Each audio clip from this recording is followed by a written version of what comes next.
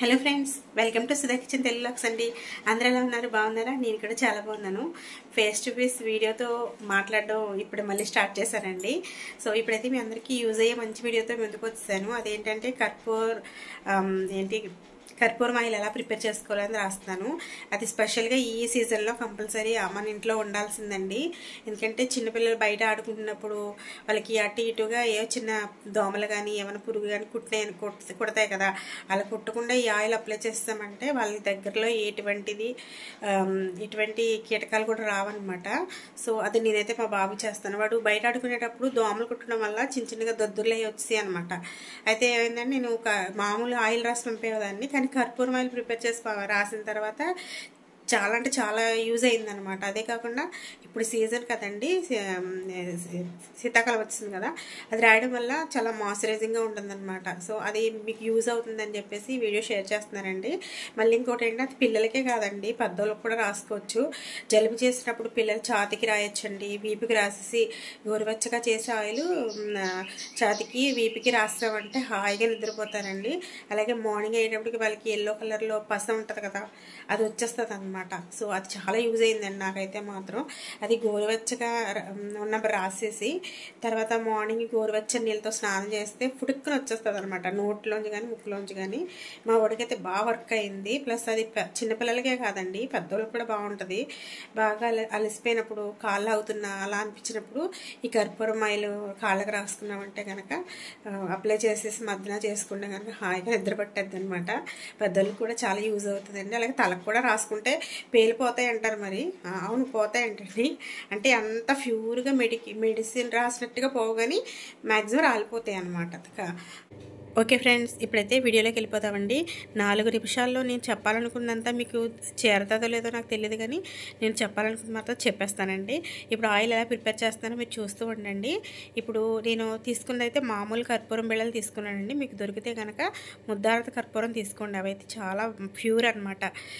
ఎంత ప్యూర్ అంటే అది అంటిస్తే మొత్తం ఒక చిన్న మచ్చ కూడా లేకుండా నీట్గా అంటుకుపోద్ది అనమాట కర్పూరం. దేవుడి హారతికి ఇస్తారు కదా ఆ కర్పూరం, అలాంటిది అయితే స్వచ్ఛమైంది. ఏదైనా నలుపు కానీ డస్ట్ కానీ మిగిలిపోయింది అనుకోండి, అండ్ కర్పూరం ఆరిపోయిన తర్వాత అదైతే కల్తీ ఉన్నదనమాట. సో అలాంటివి మనం తీసుకుంటే ఇలాంటి మంచి తీసుకోవాలన్నమాట. ఇలాంటి ఆయిల్ కలపడానికి ఇది మన ఇంట్లో వాడేది అనమాట. ఎటువంటి కెమికల్ లేకుండా మంచిగా నీట్గా ఉండాలి కదా, అందుకని. ఇప్పుడైతే నేను స్టవ్ మీద ఆయిల్ పెట్టుకున్నానండి. దీనికి కొలత ఏమీ లేదనమాట. నేను ఒక 5-6 తీసుకున్నాను అంతే. అలాగా స్టవ్లో మీద పెట్టిన ఆయిల్ వేడైన తర్వాత కొంచెం కర్పూరం వేసి కొంచెం వేడైన తర్వాత కట్టేయాలండి. అది మరిగేదాకా ఉంచకండి, ఒకవేళ బాయిల్ అయితే పైకి మంటలు వచ్చేస్తాయి. సో అందుకని అలా చేయకండి, ఓకేనా. ఇప్పుడైతే స్టవ్ ఆఫ్ చేసుకుంటే కాసేపటికి ఇలా కరిగిపోతాయి అనమాట. దీనిని ఒక చల్లారిన తర్వాత ఒక కంటైనర్లు తీసుకుని మనం ఒక నెల రోజులైనా వాడుకోవచ్చండి. ఇది పెద్దవాళ్ళు కాళ్ళకి రాసుకుంటే కాళ్ళు నొప్పులు పోతాయి, హాయిగా నిద్రపడుతుందండి. ప్లస్ పిల్లలకి ఏముందంటే తమలపాకు ఉంటుంది కదా, ఆ తమలపాకుని వేడి చేసి ఈ ఆయిల్ దాని మీద వేసి ఛాతి పైన వెనకాల వీపు పైన అంటించామనుకోండి, కొంచెం వాళ్ళకి ఒకలాంటి నిద్రపోతుంటే గురక వస్తుంది కదా, ఆ గురక రాకుండా ప్రశాంతంగా పడుకుంటారనమాట. జస్ట్ లైక్ విక్స్లా అనమాట. అంటే ఇప్పుడు మనం ఏం చేయాలంటే దాన్ని పిల్లలకి అస్తమాట్లు జలుబు చేస్తే అస్తమాట్లు సిరప్ వేయడం అలా చేయలేం కదా. ఇప్పుడు గట్టిగా పడితే తప్ప మామూలుగా ముక్కులో నీళ్ళు గారుతున్నా అది చేస్తున్నా అలాంటప్పుడు ఇది చాలా బాగా యూజ్ అవుద్దండి. అంతేకాకుండా నేను చెప్పినట్టు దోమలు ఏమైనా చీమలు ఇలాంటి పిల్లల దరిదాపుల్లో కూడా రావన్నమాట ఈ స్మెల్కి. ఇలా నేనైతే రోజు మా వాడు బయట ఆడుకునేటప్పుడు లేదంటే స్కిన్ డ్రై అయిపోతుంది అన్నప్పుడు ఈ ఆయిల్ అప్లై చేస్తూ ఉంటానన్నమాట. అలాగే మా వారికి కూడా అప్లై చేస్తే హాయిగా పడుకుంటారండి కాళ్ళ నొప్పులు ఉన్నప్పుడు. సో తర్వాత ఇలా ఇది స్టోర్ చేసి పెట్టుకోవడం వల్ల ఇందులో చక్కగా ఒక్క చిన్న బొట్టు కూడా వేస్ట్ అవ్వదన్నమాట. అలాగే కింద మీద పొలగదండి. పిల్లలకి తెలుసు కదండి, పిల్లలు ఉంటే అటు ఇటు పంపేస్తారు. ఇలాంటి బాటిల్లో పెట్టుకుని వాళ్ళకి అందకుండా దూరంగా పెట్టేసుకోవాలన్నమాట. సో మా వాడు ఇలా నిద్రపోతున్నాడు. ఇప్పుడు రాసి చూపిస్తున్నానండి.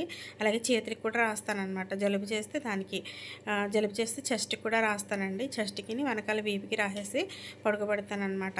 చిన్న చిన్న జలుబు ముక్కులో నీళ్ళు కారడం నల్లగా ఉన్నప్పుడే ఇది యూజ్ చేస్తానండి. హెవీగా అయితే మాత్రం మెడిసిన్కి వెళ్ళిపోవాలండి. ఇప్పుడైతే ఇది అదండి కర్పూరదాలు కదా, అప్పుడు అలా జలుబు చేసినప్పుడు ఏం చేస్తారంటే మా వాడికి ఇలాగ స్మెల్ చూపిస్తానమాట. అలా నిద్రపోతున్నప్పుడు సైలెంట్గా ఇలాగా 4-5 బిళ్ళలు వేసి ఇది ఆన్ చేసి పెట్టేస్తాను. రూమ్ అంతా మంచి కర్పూరం వాసన వచ్చి పిల్లలకి చాలా రిలీఫ్గా ఉంటుందండి. ఐ హోప్ ఈ వీడియో మీకు యూజ్ అయింది అనుకుంటున్నాను. Thank you very much.